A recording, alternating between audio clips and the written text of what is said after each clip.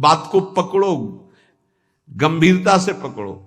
तुम प्रभु के अंश हो, प्रकृति के आश्रय से तुम्हें चैन नहीं मिल सकता, शांति नहीं मिल सकती, अमर पद नहीं मिल सकता। तुम भटकते रहोगे, क्लेशित होते रहोगे, भयभीत होते रहोगे। भटकना जन्म मरण।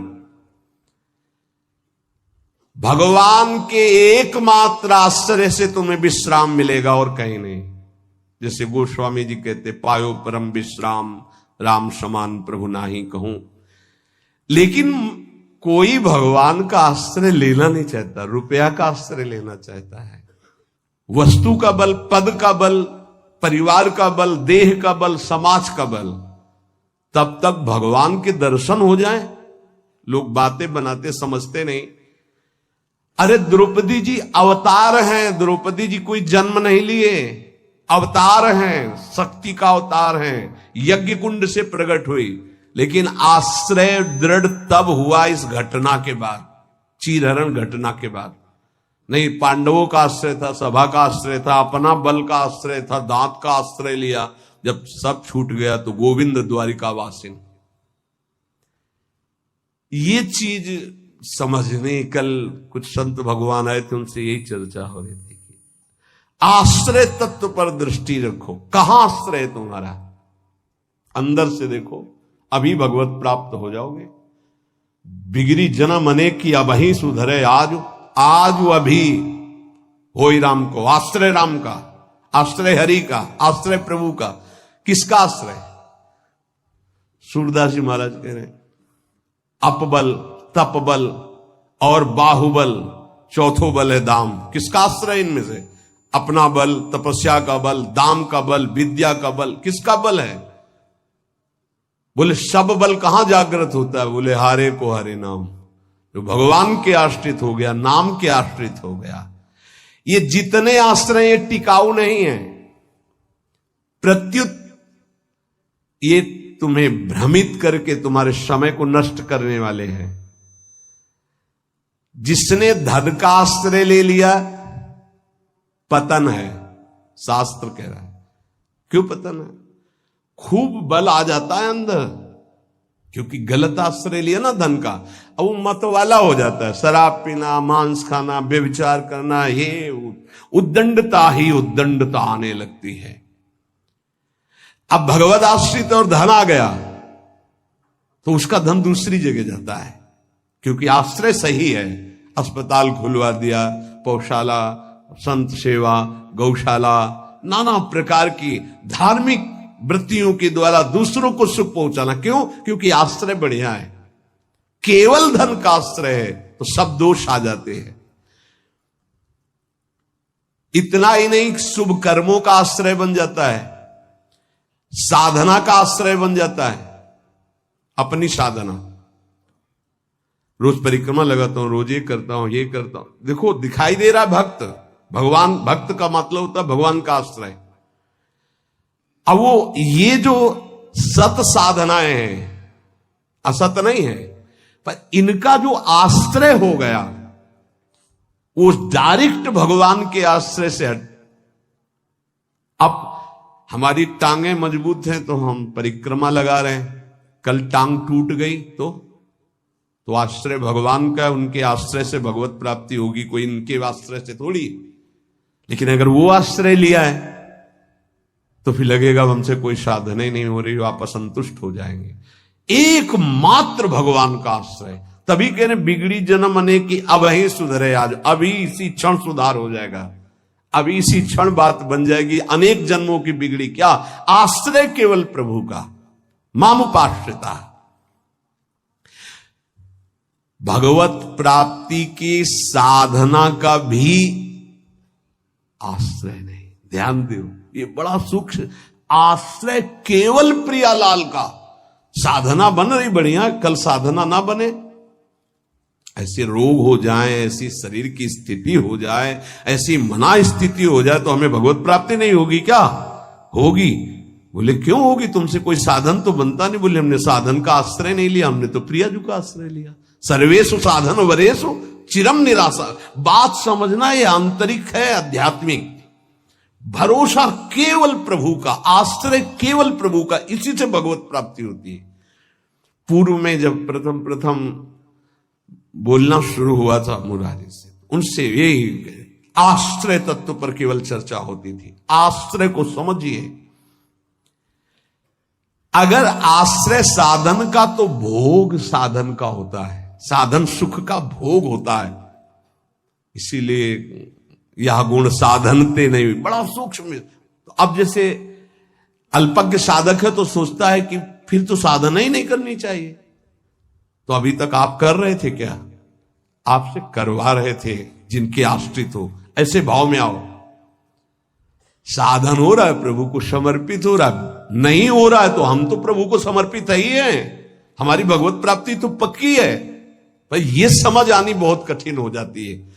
हम परिक्रमा लगाया है तो कह सकते हैं कि हम भगवत प्राप्ति कर सकते हैं, क्योंकि साधन का भरोसा है। अगर नहीं लगा पाए तो हमारे भरोसा में कमी हो जाएगी। आप आखिरी बात समझ लीजिए, यदि आपने अंदर से आश्रय हमारे प्रियालाल का ले लिया और कुछ नहीं बन रहा तो भगवत प्राप्ति हो जाएगी। हमारी बात समझ लेना, ये हम बहुत समझी सोची हुई बात कर रहे हैं। आश्रय आपका कहां है? एक क्षण के आश्रय को प्रभु बहुत बड़ा मान लेते हैं, ध्यान रखना। जब बाली जी का भगवान ने प्रहार करके वध किया तो आखिरी श्वासें बाली जी की भगवदाकार थी,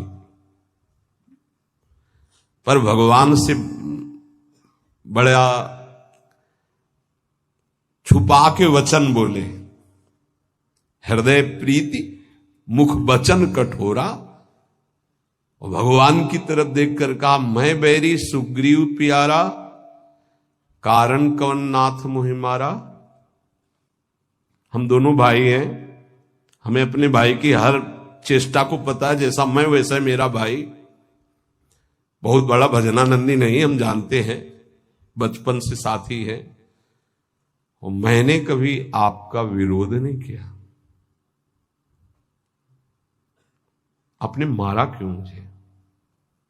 जो सूक्ष्म बात भगवान, तुम ये जानते थे कि सुग्रीव मेरे आश्रित हो गया है? अरे अभिमानी, मेरे आश्रित का वैरी मेरा वैरी होता है। तो कितने दिनों के आश्रित हुए थे सुग्रीव जी? कोई माला चलाई थी, ध्यान किया था, तपस्या की थी, और निष्काम आश्रय नहीं था, सकाम आश्रय था। बाली मारा जाएगा, मैं किष्किंधा का राजा बनूंगा। और राजा बन गए। महाराज जी, राम जी प्रवर्षण पर्वत पर रहे, एक दिन भी दंडवत करने न दिन में गए न शाम के गए, 4 महीना नहीं गए। फिर वहां से भयभीत वाले वचन जब भगवान लक्ष्मण जी को जाके बोल दो कि जो बाली को वही बाण तूड़ीर में है उसमें, तब आके दंडवत, नाथ विषय हरि लीने से ज्ञान। हम आपको बात बता रहे हैं प्रमाण सहित। भगवान ने जो वचन कहे उस बहुत मानने और समझने वाली बात। तुम जानते थे कि सुग्रीव मेरे आश्रित हो गया। अरे अभिमानी, तू मारना चाहता मेरे आश्रित का वैरी मेरा वैरी, मेरे आश्रित का मित्र मेरा मित्र, इसलिए मैंने तुम्हें मारा। फिर वो आगे की जो बात अनुज बधु भगनी सुत नारी, व्यवहारिक की बात कही, आंतरिक बात जो कही, मेरा शरणागत मेरे आश्रित। अन्य आश्रय टिकाऊ नहीं है, पहले दिमाग में रख लो। यहां तक कि साधना का आश्रय भी। इसीलिए सर्वेषु साधन वरे चिरम निराशा। साधना का आश्रय साधन का भोग करवाने लगता है। साधन का भोग क्या होता है? एक अहम में सुख। दिन में 3 परिक्रमा लगाता हूं वृंदावन की, वो अहम में जो आश्रय बैठ गया साधना का, ये अहम भोग कर रहा है उसका। 3 लग गई तो कोई बात नहीं, 3 दिन नहीं लगी तो कोई बात नहीं, उन्हीं के तो आश्रित। मान लो कोई ऐसी शरीर की अव्यवस्था, प्रमाद नहीं होती, प्रमाद नहीं होता भक्तों में। आश्रय हमारा प्रभु का, जैसी उनकी रुचि हो वैसा चलावे। बहुत बढ़िया साधन बन गया तो हमें कोई हर्ष नहीं है, और कोई साधन नहीं हुआ तो हमें कोई शोक नहीं है। ये स्थिति समझना बड़ा कठिन है।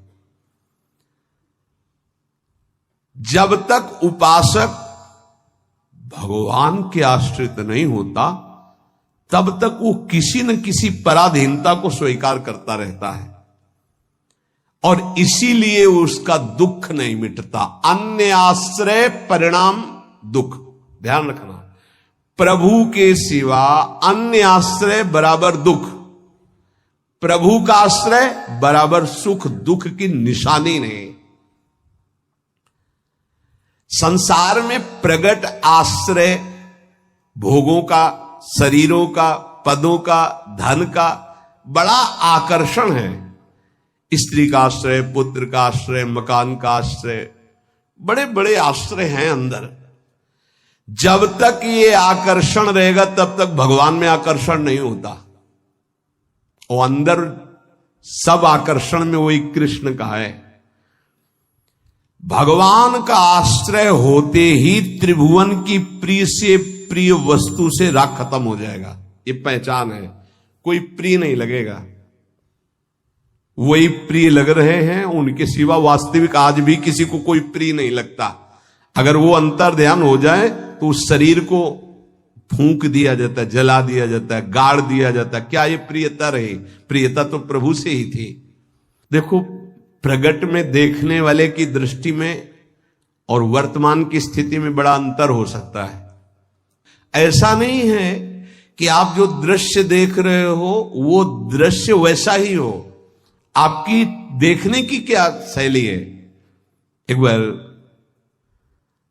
यही बात अकबर से जब कहा बीरबल ने कि देखी हुई बात गलत हो सकती है, अपना चिंतन जैसा होता वैसे ही दृश्य दिखाई देता है, उसको भी समझना चाहिए, ना कि जो हमें दिखाई दे रहा है वही सत्य है। ऐसा कैसे हो सकता है? जब हम देख रहे हैं तो सत्य क्यों नहीं हो?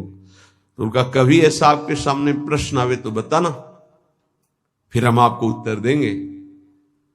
एक दिन जो बादशाह की सैया लगाता था, उसके मन में आया कि जीवन व्यतीत होता जा रहा है फूलों की सैया लगाते हुए बादशाह के लिए, तो क्या आ रहा है? 5 मिनट लेट के देखते बादशाह थोड़ी आ जाएगा इस समय। लेटा तो सोचा इनका जो चद्दर है इतना सुगंधित और मुलायम, जरा डाल के डाला और आंख मूंद के 5 मिनट आनंद लेते, सो गया। अब भैया कहां चारपाई में सोने वाला, कहां बादशाह की सैया में। और दरबार में उनको विलंब था, तो जो उनकी पत्नी थी वो वहां गई। आज महाराज बिना कुछ खाए पिए बात किए, हमें लगता कोई सीरियस मैटर रहा होगा, थकित होकर के सो गए। पार्श्व में वो सो गए। अब बादशाह आया तो देखा मेरी सैया में कोई पुरुष और हमारी पत्नी। तलवार खींची तो उसने कहा था बीरबल ने कि दृश्य झूठा हो सकता है। उसको बुला के कहते एक दृश्य कहां से झूठा हो सकता है, मैं सत्य देख रहा हूं। बुलाया और कहा कि तुम कहते थे दृश्य झूठा हो सकता है, देखने वाले की क्षमता के अनुसार दृश्य दिखाई दे। मैं देख रहा हूं मेरी पत्नी किसी गैर पुरुष के साथ पड़ी हुई, ये झूठा है? बोले महाराज झूठा भी हो सकता है। झूठा ही है मैं ऐसा नहीं कहता, लेकिन झूठा भी हो सकता है। अब कौन पुरुष है अब हमें तो पता नहीं, लेकिन आप 2 मिनट खंभे की आड़ में रुकिए। रानी को जी, बोले आप किसके साथ सो रहे? बोले महाराज के साथ। बात नहीं की? बोले थके थे, सो रहे थे इसलिए जगह नहीं, पार्श्व में सो गए। ठीक है आप जाइए, हम महाराज को जगा के ला रहे हैं क्योंकि भोजन नहीं पाया, इनको पवाना है। हाँ ठीक है। पर्दा हटाया तो वो फूल बिछा ले। वो तो घबरा रहा था एकदम, तो उनका मालिक जान बचा लो, मुझे ऐसा ऐसा आया इसलिए। नहीं तो किसके साथ? बोले हमारे साथ तो कोई नहीं था।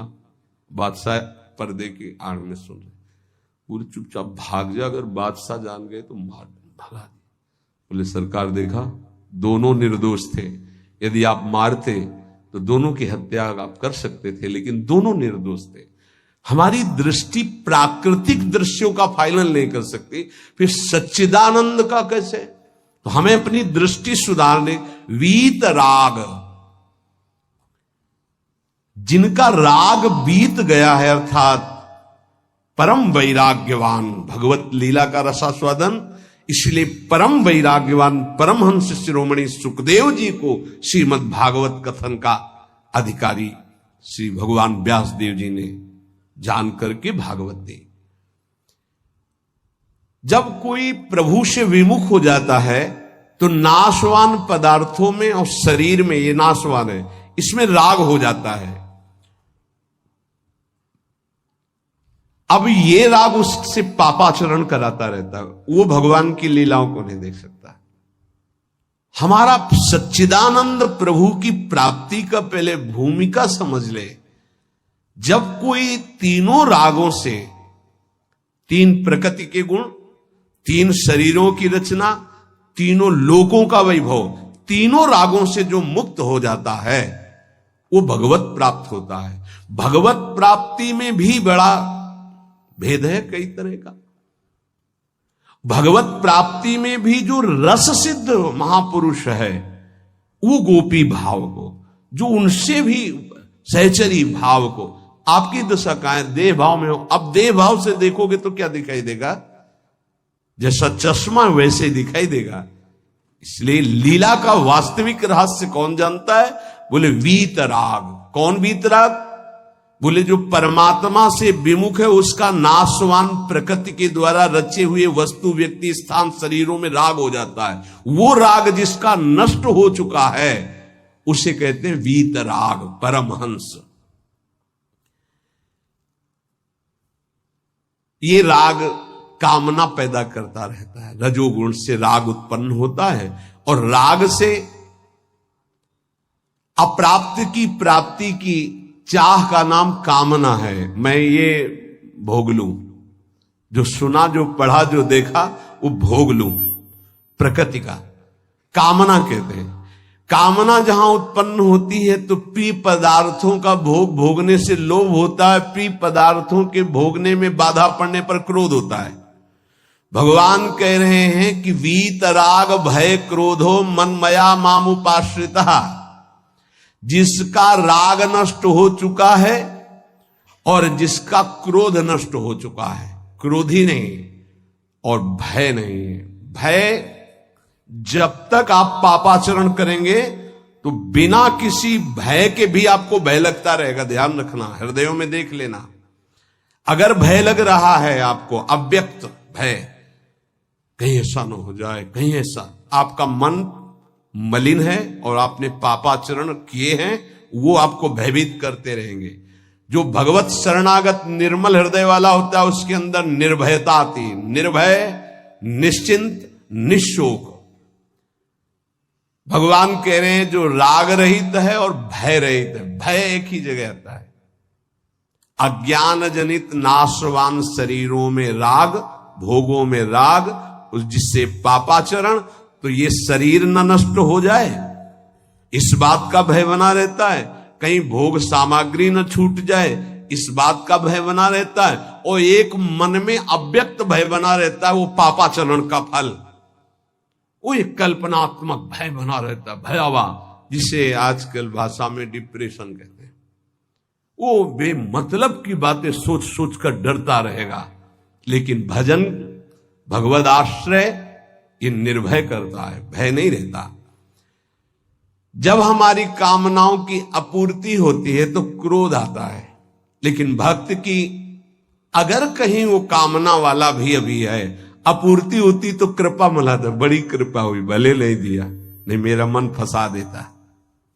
पूर्ति हो गई तो बहुत दुलार है, बड़ी प्रभु की दुलार वृत्ति है। वो प्रभु की तरफ ही देखता है, पूर्ति में भी अपूर्ति में। इसलिए ना वो तो लोभ से बंध पाता है, ना क्रोध से। वो तो महान पुरुष होते हैं जिनमें कोई कामना नहीं होती, लेकिन प्रायः कामना से ही भक्ति प्रारंभ होती है। जो हमारा अनिष्ट होने की आशंका बनी रहती है, ये अविद्या, अज्ञान, नाशवान पदार्थ, नाशवान शरीर की प्रियता के कारण। तो भय, क्रोध, लोभ, ममता, ये सबका मूल जो है कामना है, काम है। इसी से दोषों की उत्पत्ति होती है। जब तक ये काम है तब तक भगवान की लीलाओं को तुम कैसे जान सकते हो? कैसे जान सकते हो? जब तक तुम्हारे शरीर से काम क्रीड़ा होती है, तुम्हारे अंदर मन में कामनाएं प्रकट होती हैं, तब तक तुम भगवान के चरित्रों का रहस्य नहीं जान सकते। क्योंकि भगवान कह रहे मेरे जो चरित्रों को, मेरे कर्म को, जन्म को दिव्य जान जाता है, उसका पुनर्जन्म नहीं होता, तो कौन जान जाता है? तो बोले वीतराग भय क्रोधाहा, जिनका राग नष्ट हो चुका है, जो निर्भय हो चुके हैं, जिनके हृदय में क्रोध नहीं है। और भगवान कह रहे मनमया मामुपाश्रिता, मनमयाहा, जो मुझ में तल्लीन है, रात दिन नाम जप कर रहे, भगवत ध्यान में, मामुपाश्रिता, मेरे ही आश्रित है, मेरा ही चिंतन, मेरा ही आश्रय, अंदर से किसी से कोई राग नहीं है, किसी भी भोग की भोगने की इच्छा नहीं है। उस इच्छा की जब वृत्ति नहीं तो क्रोध और लोभ की संभावना ही नहीं, और जब इच्छा ही नहीं तो पापाचरण नहीं, तो भय नहीं हो। भय केवल पापाचरण से होता है। निर्विकार हृदय कूटस्थ स्वामी थे, हिमालय में भ्रमण कर रहे थे, एक शेर की गर्जना हुई, घुर्राता हुआ सामने आया तो छड़ी ली हुई थी, पूज्य पादुड़िया बाबा का। ऐसे छड़ी लगा खड़े हो गए, बोले यार सुन, तेरा आहार अगर ये निश्चित हो चुका है तो तू गुर्रा मत इसे खा ले, अगर आहार नहीं निश्चित हुआ है तो तू जा। वो चला गया। कितने निर्भय कि सिंह के सामने भी एकदम ऐसे, क्यों? क्योंकि वीतराग है, शरीर से राग नष्ट हो चुका है। श्री भगवान कह रहे कि मामुपाश्रिता, देखो बहुत सुंदर बात कह रहे, ध्यान देना। अपने लोगों का स्वभाव है बिना आश्रय के जी नहीं सकते, किसी न किसी का आश्रय, शरीर का आश्रय, रुपए का आश्रय, विपरीत शरीर का आश्रय, पद का आश्रय, विविध भोगों का आश्रय, नशा आदि का आश्रय, बिना आश्रय की जी नहीं सकता। आप ये समझ लो, ऐसी मान्यता हो चुकी है। और आश्रय अगर ये सब छोड़ दे तो अमर हो जाए, उसको लगता है मैं मर जाऊंगा बिना इसके, वो अमर हो जाए। यही माया का भ्रम है। किसी न किसी का आश्रय लिए रहता है, कभी भी वो आश्रय टिकाऊ नहीं है। ध्यान देकर देखिए क्या टिकाऊ है? मनुष्य शरीर टिकाऊ है? नहीं। Bank balance? नहीं। कोई पदार्थ, पदवी? नहीं। बहुत ध्यान देने योग्य बात है। परमात्मा के अंश तुम्हारे अंदर जो एक आश्रय लेने की वृत्ति प्रकट हुई है प्रकृति से, यही बंधन है। और इस बंधन को तुम तभी छुड़ा सकते हो जब प्रकृति को जिसने रचा उसका आश्रय ले लो, परमात्मा का, प्रभु का। भगवान का अंश जब तक प्रकृति के कुछ भी आश्रय रखेगा तब तक वो भय, क्रोध, लोभ, राग इनसे पिटता रहेगा, चिंता, शोक, नाना प्रकार की। वीत राग, बहुत सुंदर बात है। लीला का निर्विकार स्वरूप अनुभव देखो। अगर गोपी प्रेम में तनिक भी कोई ऐसी बात होती तो परमहंस